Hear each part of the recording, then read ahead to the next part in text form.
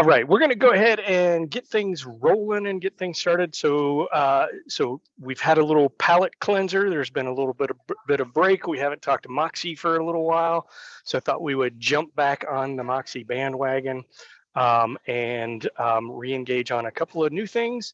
So first, I want to address something that I'm seeing in a couple of different forums, and a couple of people have approached me about.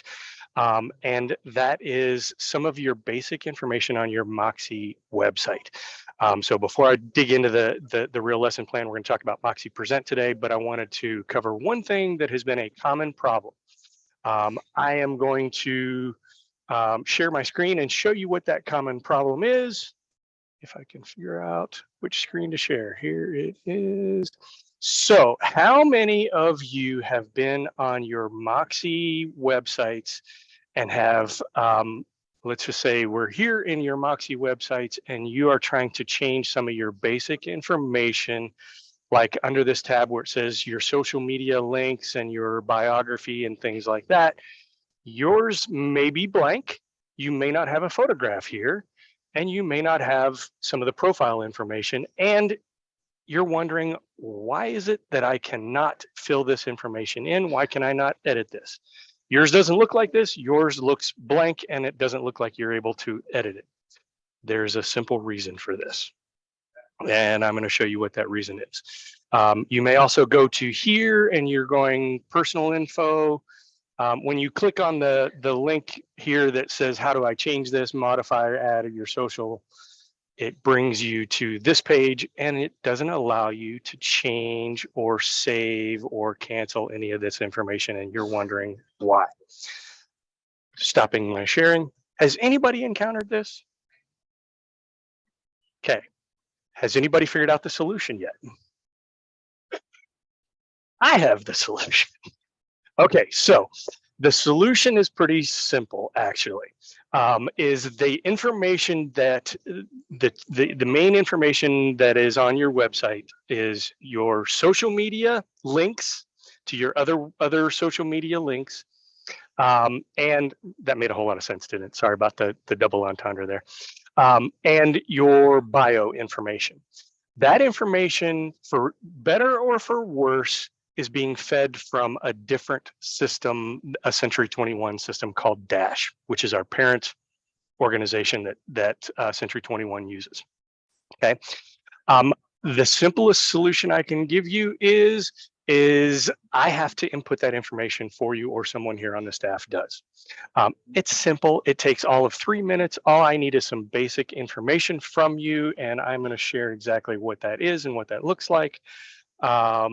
And then we can go from there. So let me share my screen here. Hold on. Now you're all looking at that profile page again,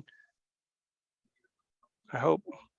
So I developed this little CRM setup info that has your basic information. If you have a custom URL, a vanity URL, like you know, for example, my website is Willard Sells ATL. I've also created this to where all you have to do is type in your Facebook, business, personal, all of your various social media outlet URLs. And by the way, if you don't have a list of these, like in this format where you can access this often, I found it's invaluable. So you might want to grab this little screenshot of this after you filled it out and hang on to it, because it's very, very useful. Also, I've given you a place where you can cut and paste your about me information, i.e. your biography, and then I will be able to cut and paste this into your Moxie website when we create it, if you haven't already. And then we can kind of use that information to populate all of your websites. Is that okay with everybody? If anybody that is on this call or has encountered this problem, if you want to just shoot me a quick email or a text, whatever, and say, give me this, send me this little spreadsheet, I will email it to you. You fill it out, you said, email it back to me. I will have your stuff updated on your website within a few minutes. It doesn't take long, just a matter of time for me to be able to figure out how to do it. Okay, any questions about that? that has been, I've seen this problem, you guys have raised it to me several times. I've seen it brought up on several of the workplace forums. So I wanted to give you all that heads up and show you how to overcome that problem. All right. Any questions before I get rolling on MoxiPresent? Okay, so MoxiPresent, I wanted to continue the conversation about how to create and do a CMA using MoxiPresent. And so today we're going to look at a video, about a 13-minute video that kind of walks through a basic process that helped me. This is done by another Century 21 counterpart, my counterpart down in Florida, who developed this thing just recently. And I like what he did. It actually works really well. So we're going to take a look at it today, and then we're going to do a deeper dive afterwards, if depending upon how much time we've got, and then we'll show you some examples of a deeper dive into the things that he's showing us. Okay. Any questions before I get rolling? Stand by, everybody.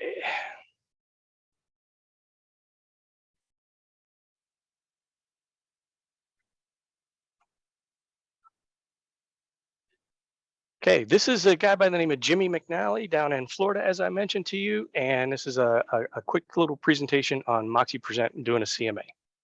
Everybody, Jimmy here with another tip of the week, and today we're going to show how to do a pricing presentation or CMA. It's going to be pretty simple. You're going to, just like you start every other presentation, we're going to go up here to the right and click Create New. In this case, we are focusing on a seller, so we're going to click Seller here, hit Continue. I'm going to go down to our,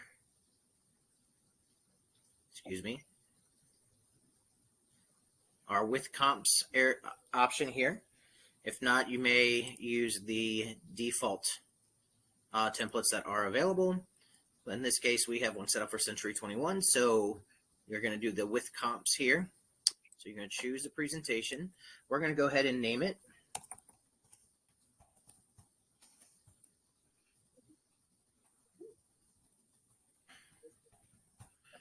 Okay, and we're going to create. Now this will take a second. You'll start seeing a little blue circle that will pop up here in just a moment. That means the presentation is being made at this point. Now, when you get to this home page here, there's two ways you can start. One, if the property has been listed or on the MLS in the last 5 years, you can actually pull data from MLS and kind of save a little bit of time. If it is not available, you're going to start down here. I'm going to start putting the address in right now. This is one option here. You'll notice once I click out of it, you're going to see a map that's going to come in here. That means just validate that's where the property is. And that should show you on the map kind of, and that's going to help when we actually get to the first searching property. So if you don't have it in MLS and you have to fill this information in, this is where I would take the time to fill it as much as you can. What type of property is it? Single family home. How many bedrooms? How many bathrooms? I have 2 full and a half. Hit OK. What's the square footage on it? So you can go through this entire process here. And then when you get to the features is all about what does the house have. So if you've already gone and you've done a listing preview already, this is fantastic because it will allow you to kind of call out some of the things that you saw on the property, what you found on prior listings, maybe what you have found in public records, permit searches, things like that. But this is where really you're going to stand out because you paid attention when you were talking to them about what they've done in the property and what they haven't. Okay. So that's one way you can do it. Or in this case, I'm going to go to MLS because this property has been listed before. So I'm going to copy and bring that in,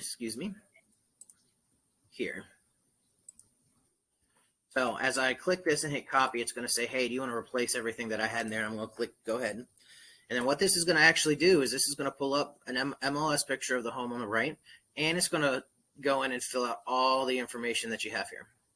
So, if you are doing this way, this is fantastic, but I would caution you on 2 things. One, depending on when that house was actually, so this is tax year 2014, showing an incorrect tax of what it actually is now. So I would actually just take that out or find out whatever the taxes actually are and put them in here. And then the other thing I would do is this is the public remarks from MLS. I would actually take this out because they do not need them to see what other realtors or the last time it was listed on those remarks. Now, the cool thing with when you're in a presentation is anytime up here on the top, you're going to see subject, property, search, listings, estimate, and pages.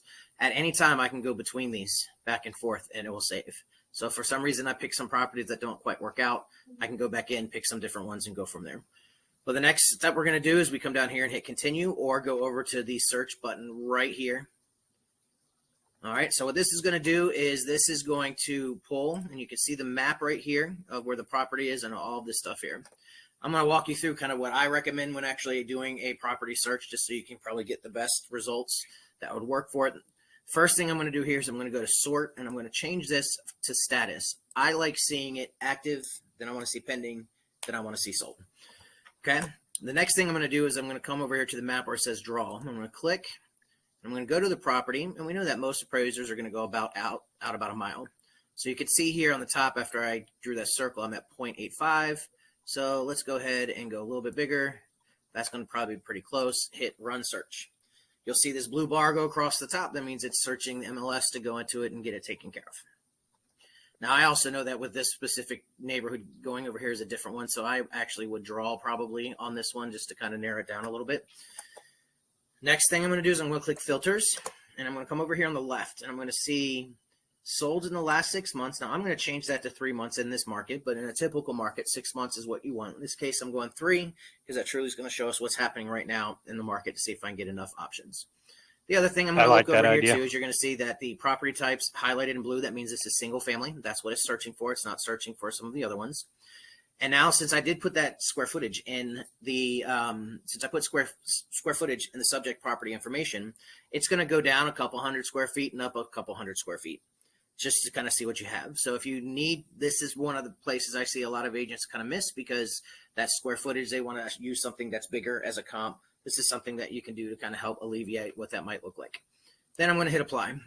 Once this is done, I'm down to 62 listings that I have in here, and we're just going to take the time here and go through and select which ones we think would be a good comp. Now, one of the cool things when you're in here is I can come right here and I can click details. Now, what's going to happen in details is details is going to pull up all the pictures for the property, which is fantastic. Give me all the information on the right. Tell me everything about the property that's from the MLS. Shows me the remarks. So as an agent, these are the regular remarks that you're going to see on MLS. But when I get to the private remarks, this actually shows me the confidential information that's in MLS. Now, your agent will not see this, okay? Your client will not see this, but as an agent, you can kind of see maybe what's going on so you can price the property. So at any point, you can click on these and see what you like. As you can see here on the top, listings, I have 0. So I need to choose some of these to decide what I want. Now, for my pricing analysis, I like to do 5 solds, 5 pendings, and 5 closed. So what I'm going to do is I'm going to go in here, and I know the neighborhood pretty good, so I'm just going to pick these. This one is actually not in my neighborhood. So I'm going to pick those 5 sold, and then I'm just going to go in here and pick some of these pendings. All right, and then I'm going to come here to where the solds are. That's definitely not what I want to use. I'm going to pick these. All right, so you can see now I have 15 properties that are going to be in this presentation. Once you have selected those, you're just going to click up here where it says listings. Now, when I get to listings, the first thing that I'm going to do before I start looking at everything is I'm going to change this where it says order by. And I'm going to switch it to active to sold because, again, that's how I like to look at the properties. I want to be able to see everything that's in there. Once this is done and it updates, you can see here, these are all my active properties that I have here. Now, on the right, it gives you a few cool little summaries that you can see. One on the bottom, this is your sold between $399 and $410. Pending puts us between $359 and $389. And then active, we're between $384 and $404. And then down here, it still breaks it down between your active pendings and sold and what the price per square foot actually is sitting with it, which is kind of cool. Now, what you're seeing on this one where it says my property right here, this is actually what it was on the market for in 2014 at $103 a square foot, and we are now at 2. Now, when you come in here, you can easily hit this little X and decide that you don't like this property. I can come over here to listing details again, pull it up. Shows me that same information I had on the last page to continue to go into it and take a look. The other thing I want to show you here as you go down, I'm not going to do a ton of them, but let's say, for instance, I'm going to go down to this sold right here. And I noticed that on this property that sold for $410,000, it's very similar to the one that I'm going to be listing, but this one does not have a pool. So I would like to update this to show what that price of my home should actually be. So I can click here and I can add and adjust the price. So in this case, I'm going to put pool. You could do it for anything, garages, square footage, whatever that is. And I'm going to add $25,000. Keep spot. Okay, and then I'm going to click add.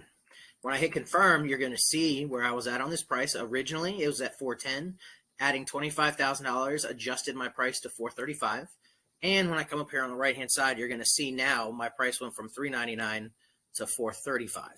And you'll actually see those adjustments in some of these prices, which is absolutely fantastic. So make as many adjustments as you want, up or down, through any of the properties that you have in there, just so you can see what's going on. Once you are comfortable with the properties that are in there and the adjustments that you made, next we're going to go to estimate. Now on the estimate page, this is going to automatically pull up what the average based on price is going to be. So all those adjustments I made, this is saying that the house, it looks like it's going to be around $412. If I do it by price per square foot, it puts me around $406. I go down a little bit more, you can see that my pricing is between $400 and $435. So I have a few things I can do here. One, I can leave it like that and call it a day if I like that where that property is, or I can create a range. We know we're between 400 and 435. Probably be up on the higher end just because we have a pool and this house is updated more. So now here's my pricing estimate that I have here. Once that's completed, you're going to click estimated net proceeds. Now this is an awesome sheet because I can come in here and I can put what the estimated selling price is going to be, take out some things that might be in there and actually give them a pretty nice estimated kind of proceeds for their property. And what I like to do is I like to do 3 of these because I want to show a low, a medium, and high for them. So the first one I'm going to do is we're going to do at the $399 or the $400, right? So I put in what I think the low end is going to be here, and this says $400,000. Now you can see net proceeds right now are $400, but there's a mortgage of $130,000. Okay, it automatically takes this off. Listing fees are 3% on each side, and you will notice that it automatically will populate. I can come down here. So in the state of Florida, I'm going to, the doc stamps, I put 0.7. That's usually a good indication of what those doc stamps are going to be for the seller. And also we know that the seller typically ends up paying for the seller's title policy, which let's say is $2,400. Put some other things down in here. We have our transaction fee. So I'm going to add that also. That is $325. And then I'm going to hit save. Now that I have saved that, I want to come back up. I'm going to type, remember I'm doing a low, medium, and high. So I'm going to do low net proceeds, and then I'm going to make a copy of it. So this is the low one here, and this is my copy. Now this one I'm going to put average, and this one put us, we'll say about let's do 418, whatever you think, kind of put in the middle. So 418, it automatically make those adjustments. You're good to go. Save. And then finally, I'm going to copy that one more time, and I'm going to go high net proceeds. This one was at 435, and I'm done again. So you can see here at 400, they're walking away 240. At 418, they're working at 257, and at 435, they're walking away with 273. Finally, you're going to come down here into pages, and you are done. Presentation is finished up. So let me just show you a couple cool things in here. So when you remember, we talked about the net proceeds. So this is kind of what it looks like here. So they'll see up here that it's at 400, it's 240. There's actually 3 different pages on this, which is fantastic to truly show what the what the value could be for it. Also shows your pricing analysis here between 400 and 435. So some really good stuff. Now, before you send it, you can always click view. Go to web view. It's going to pull up the presentation here so you can get an idea of what it looks like. Fantastic. Cool. You like what it looks like. Close out of it. Come back here and hit send. We will put in, so if you have them in Moxie Engage, I can start typing my client's name. It will pull up here that I can pull from my contacts, or you can just add an email address, put a nice little greeting, and then write a little message about whatever you want there and hit send. That's how you would send a presentation, pricing presentation, or CMA.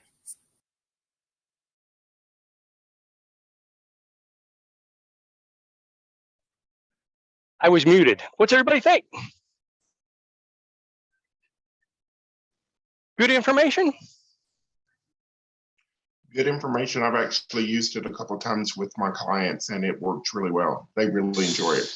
I agree. So have I, and I've been very impressed. Claire, I think you were saying something, but you were muted.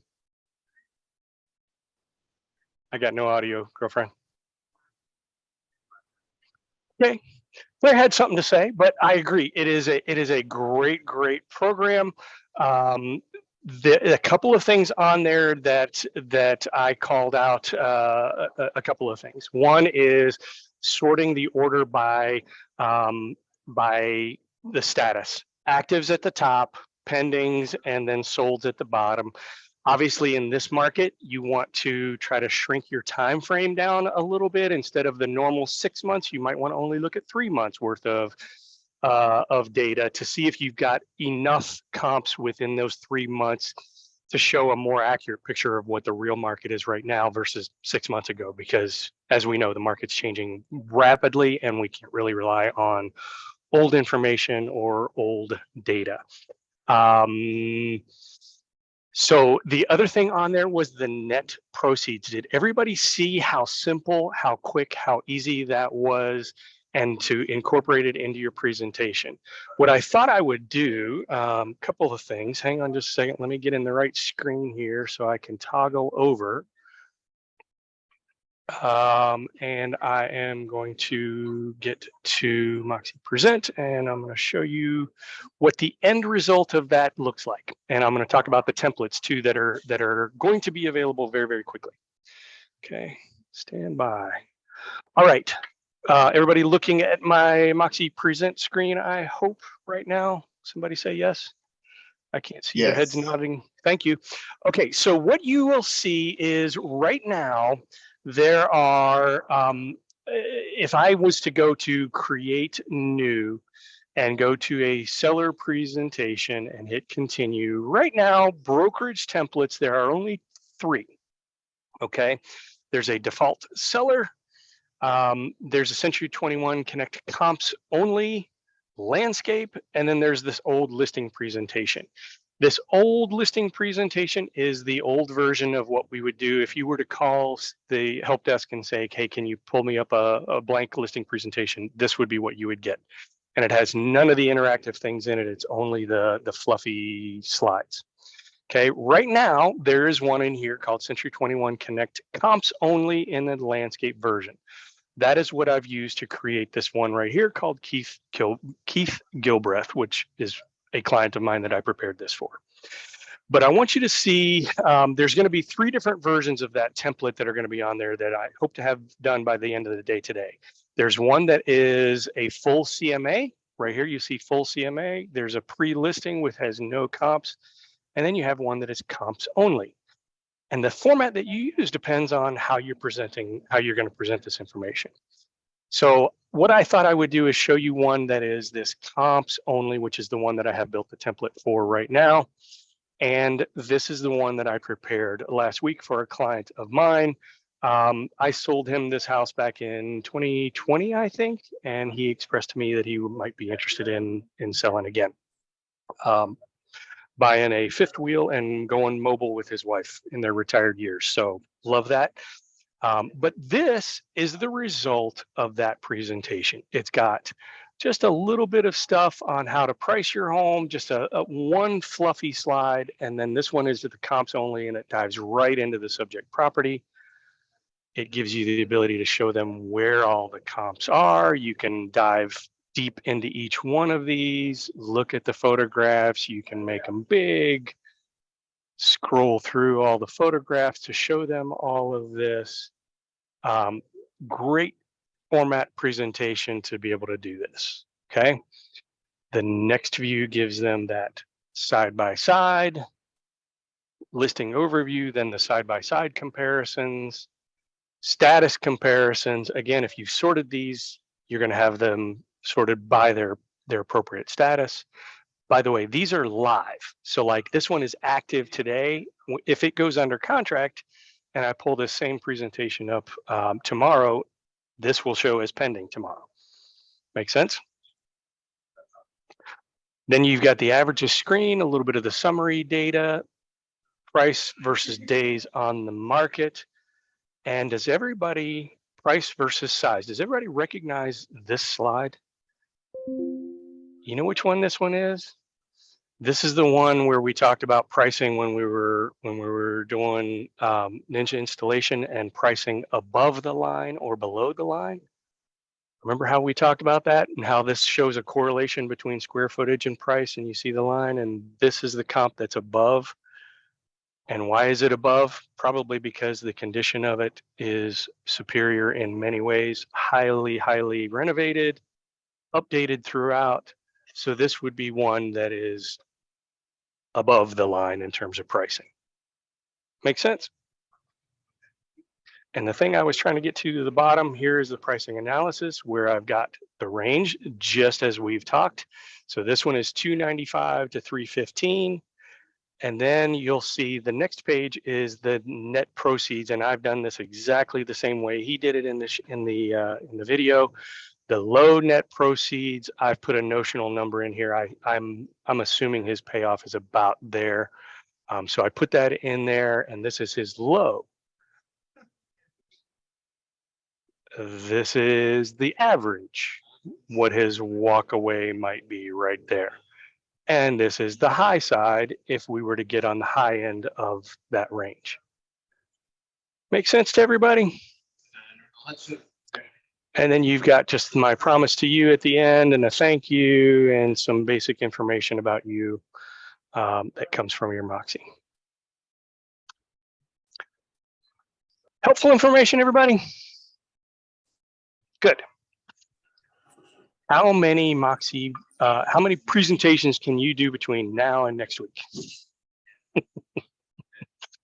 All right, Kevin. So, what was your reaction when you present these? Are you like they think you walk on water compared to our competition? Is that a fair statement? They do. Just having the ability to send it to them and having the interactive components of it to be able to look at the properties and the pictures and pull them up. They really do like the interactivity of it. Couldn't agree with you more. And a great way to do this, we had this conversation last week or week before last during the Ninja installation too, was some people are doing a two-part presentation where you're doing you're sending the pre-listing presentation first, and then you're reviewing the comps at the site when you're in the listing appointment. The two different presentation formats that I gave you, a pre-listing format, which has no comps in it, that's what you can prepare, send it to your client, and it's the fluffy stuff that they're supposed to review and you're supposed to talk about in review when you get there, and then you can focus on the comps once you're physically there. So by the end of the day, you should have the formats that you need to do both of those, depending upon you're going to do a two-part presentation or a one-part presentation. Okay. That is all the time we have. Hopefully this was helpful and productive for you. If you need additional help, if you want to try to explore this a little bit further, by all means, you know how to get on my calendar, BrokerMet, reserve a spot. Calendar's looking, I got vacancies this week. So let me know what you want to do. Thanks, everybody. Have a great week and talk to you very soon.